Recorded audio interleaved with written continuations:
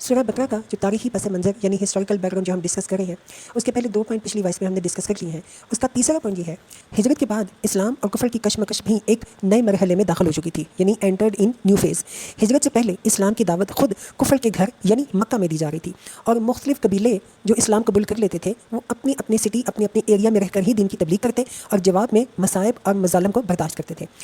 مگر ہجرت کے بعد جب یہ بکھرے ہوئے مسلمان مدینہ میں جمع ہو کر ایک جماعت اور ایک پارٹی بن گئے اور انہوں نے ایک چھوٹی سی اسلامک اسٹیٹ قائم کر لی، تو سچویشن یہ بن گئی کہ ایک طرف ایک چھوٹی سی بستی تھی یعنی مدینہ، اور دوسری طرف تمام عرب کے لوگ، تمام عرب کے قبائل اس چھوٹی سی بستی کا خاتمہ کرنے پر تلے ہوئے تھے۔ اب اس چھوٹی سی جماعت کی کامیابی کا ہی نہیں بلکہ اس کے وجود اور بقا کا انحصار بھی اس بات پر تھا کہ یہ چھوٹی سی جماعت پورے جوش و خروش کے ساتھ اپنے اسلام کی تبلیغ کر کے زیادہ سے زیادہ لوگوں کو اسلام میں انٹر کرنے کی کوشش کرے اور زیادہ سے زیادہ لوگوں کو اپنا ہم عقیدہ بنانے کی کوشش کرے۔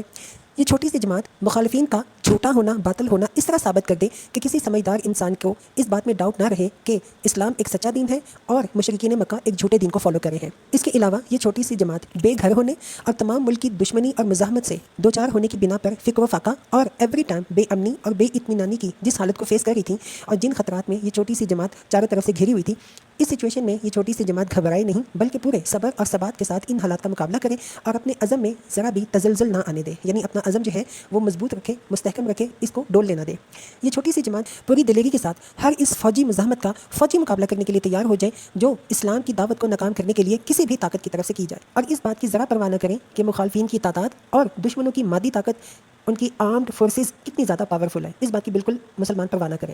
مسلمانوں میں اس چھوٹی سی جماعت میں اتنی ہمت پیدا کی جائے کہ عرب کے لوگ اس نئے نظام کو، اس نیو سسٹم کو جو اسلام قائم کرنا چاہتا ہے، تبلیغ اور تلقین سے قبول نہ کریں، تو انہیں جاہلیت کے جھوٹے اور فاسد نظام زندگی کو پاور سے، تلوار سے، زور سے مٹا دینے میں ذرا جھجک نہ ہو۔ چوتھا پوائنٹ ہے کہ دعوت اسلامی کے اس فیز میں ایک نیا عنصر بھی ظاہر ہو گیا تھا، اور یہ عنصر تھا منافقین کا۔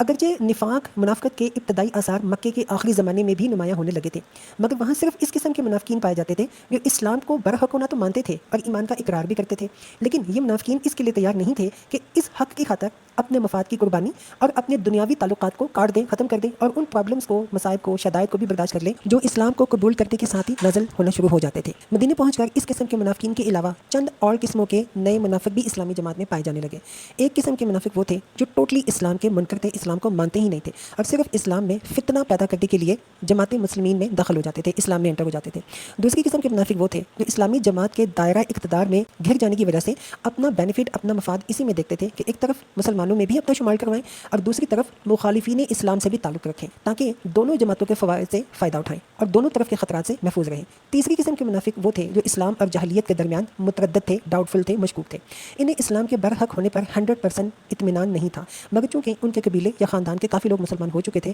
اس لیے یہ منافقین بھی مسلمان ہو گئے تھے۔ چوتھی قسم میں وہ لوگ شامل تھے جو اسلام کے حق ہونے کی حیثیت سے تو قائل ہو چکے تھے، مگر جاہلیت کے طریقے اور وہم رسمیں چھوڑنے اور اخلاقی پابندیاں قبول کرنے اور فرائض اور ذمہ داریوں کا بھار اٹھانے سے ان کا نفس انکار کرتا تھا۔ سورہ بقرہ کے نزول کے وقت ان مختلف اقسام کے منافقین کے ظہور کی محض ابتدا تھی، یعنی صرف سٹارٹ ہوا تھا، اس لیے اللہ تعالیٰ نے ان منافقین کی طرف مختصراً شارٹلی صرف اشارہ کیا ہے، ہنٹ دیا ہے۔ بعد میں جتنی جتنی ان کی صفات اور حرکات اور کرتوت نمایاں ہوتی چلی گئیں، اس قدر تفصیل کے ساتھ بعد کی صورتوں میں ہر قسم کے منافقین کے متعلق ان کی نوعیت کے لحاظ سے الگ الگ اللہ تعالیٰ نے ہدایات بھیجی۔ یہ ہے سورہ بقرہ کا تعارف۔